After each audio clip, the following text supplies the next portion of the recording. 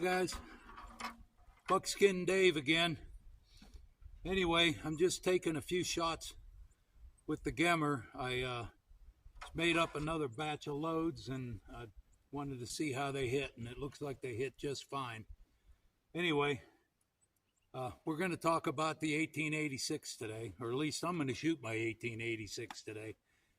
So stick with me, grab a cup of coffee, and join me for some fun. All right. I loaded up, I loaded up some new ones. And looks like I'm going to have to start making lead. I only have 2 bullets left. So that'll be on the thing. But I have enough to hunt with, so that's all we're worried about. So anyway, yeah, so now I know what my sight picture is with this rifle for 100 yards, which is just right for that load. It actually changed about 2 or 3 inches.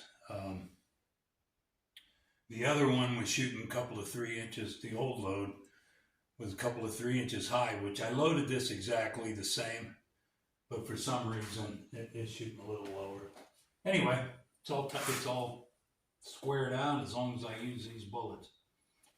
Anyway, the 4590 was also made in a really good rifle, and the 50 Sharps was also made in a good rifle, and that was the 1886, which is a lever gun. And this is the specimen that I have, and its feelings were getting a little hurt. This one here started out life as one of those limited edition jobs. And I was shooting a lot of cowboy back then, and I was shooting cowboy long range. The problem with that was the finish. That shiny limited edition finish they put on this took chips and brought them to a whole new level. So I took that off and I refinished this. This one also started out life as a 4570, and since how I ruined its collector value, I went ahead and I reamed it out just a little further, and now it takes 4590 or 4570, and that's all I shoot is 4590. So these were offered also. The 5090, they changed it to the 5110. They called it an express cartridge, and what they did is they made a lighter bullet, like a 300 grain bullet, 350 grain bullet, and they put them in there. And of course, they could put more powder in them. This is still black powder days, and they called them express rifles. The major difference between them isn't the load so much, is the rifling twist. This one's twisted for heavier bullets. It's an 18 twist. I think that they probably twisted them a little different back in those days, and from what I've been reading, some of them were like 30 twists, 25 twist, 24 twists, and they probably handled those lighter bullets quite a bit better. But anyway, I really like the 1886 for a rifle to grab and throw in the truck. I mean, it'll knock down anything, and it'll hold 8 rounds in the tube. So I like it. I don't shoot black powder out of this. I have, and I don't have a problem with shooting black powder out of it. But boy, smokeless turns this into a monster. I use 5744, and I get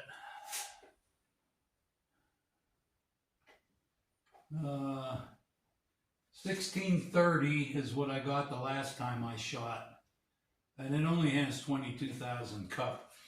This rifle's very strong, and it will handle most of the pressure you can put into it. I don't think I'd make it into a 458 mag or anything, but 1700 feet a second with a 425 grain bullet, and like I say, mine's just a little bit heavier because of my mix.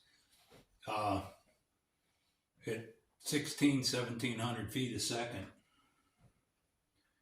it's pretty much going to knock down anything you got a problem with. For me, it's still a 100-yard gun, mainly because of these, but it definitely will put the energy out to take on anything. I shot an elk once with a 45 or 425 grain bullet, and she just folded in her tracks. So anyway, I'm going to shoot this one a little today and see if I can figure out my sight picture. It should be shooting right on. The last time I shot it, it was before winter. So grab another cup and let's get after it. Okay, as always, let's start out at closer ranges. I just like shooting this gun too.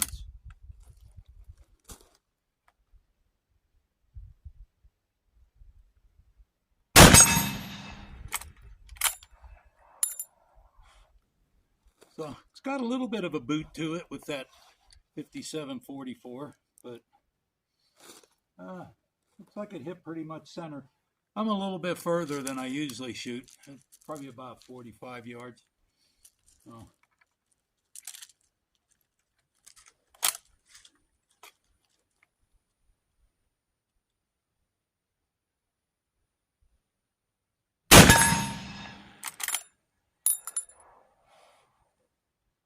Yeah, it's shooting pretty good at 50 yards or 45 yards, so guess we'll give it a try a little further. I'm going to shoot it a couple of more times here. The one thing about this rifle that's different than my single shots is the trigger. The triggers on my single shots are, well, on the Sharps it has the two-stage trigger where you can set it, you know, the set trigger. And on the Gemmer, I put in a Womack trigger spring system, and it's got a pretty good trigger. This has a regular old 1886 Winchester trigger, and it's a little heavier, so you have to put in. It's pretty crisp, but you got to put in the work to get it to go off, and so you have to hold it steadier. But they're hitting in the center there, so I'm gonna give it a try a little bit. I'm gonna shoot a couple more here just because I like shooting it. Then I'm gonna run over and give it a try at 100 yards. I shot about a half a dozen at that 45-yard gong. I'm gonna go out there in a minute. I'm taking a little break. While I'm taking a break, I'm gonna run a patch down the Gemmer and get it ready to go. I did get to go out a little bit yesterday, I think it was. The only thing I did see was a coyote pup, and I got him on footage. Got some footage on him here, and he gave me a pretty close shot, and he kind of stood there. Guess he hasn't been shot at yet. He's on the ranch. He's going to be a really nice coyote, and yet the rancher doesn't have any cattle in there yet, so I left him alone. I'll probably go after him here in a couple of weeks when he gets a little better, and I was going to set some traps out there too and try to catch up some of them and bring them down a little bit. Anyway, while I'm swabbing this out, take a look at this coyote. Well, so far that's other than a few does and fawns, that's my scout. I don't know why this guy is just standing there. I wouldn't think he's in a trap because I trapped this and I don't have a trap out, but maybe somebody else does. I'm just curious why he's just sitting there. It's a young pup, which is probably why he's not smart enough to know better yet. A little early to take coyotes, and this one's not causing a problem yet, so I'll get him here in about another 4 or 5 weeks.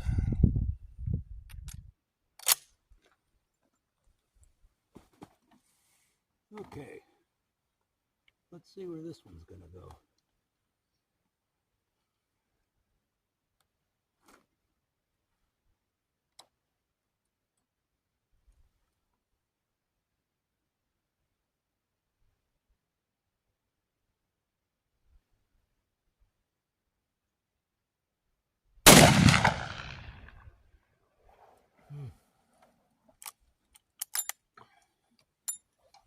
Well, didn't go right on target, or I pulled off.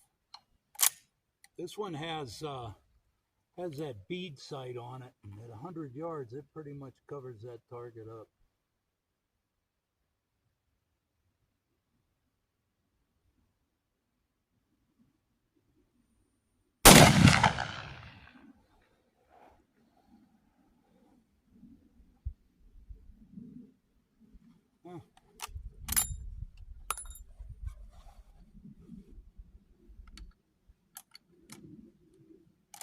Try one more and then I'll go look and see.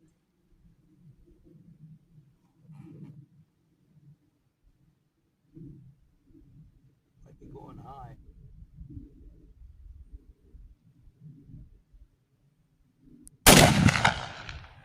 No. It's going right where I'm shooting. So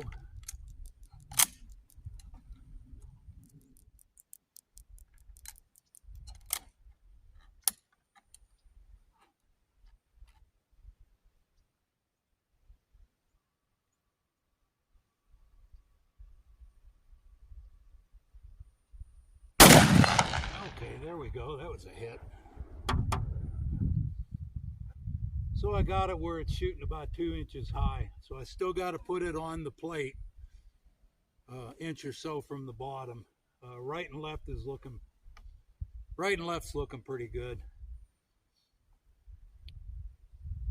My notches, my right on for that shot is in between the notches, which of course you can't do anything with that.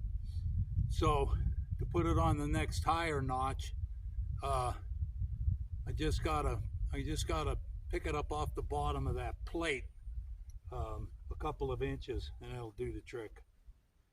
Anyway, I'm gonna shoot a few more rounds to make sure that's true, and then I'm gonna run out there and recover my brass. I like to recover all my brass, or not my brass, my lead, or at least as much of it as I can.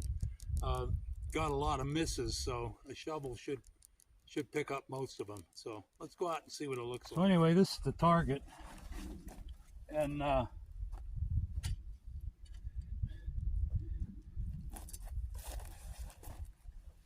last shot was right here.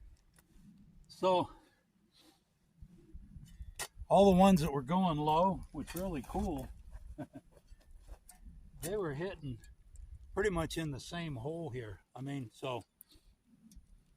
it's not a paper target, but the grouping was pretty good. I just had to figure out my logistics of where to put the sight to get that. All right. Well, I dug some out. I got, actually, one of the gas checks actually made it right in there with the bullet. And then this, I got a piece of bullet here. It looks like it either hit a big rock or another piece.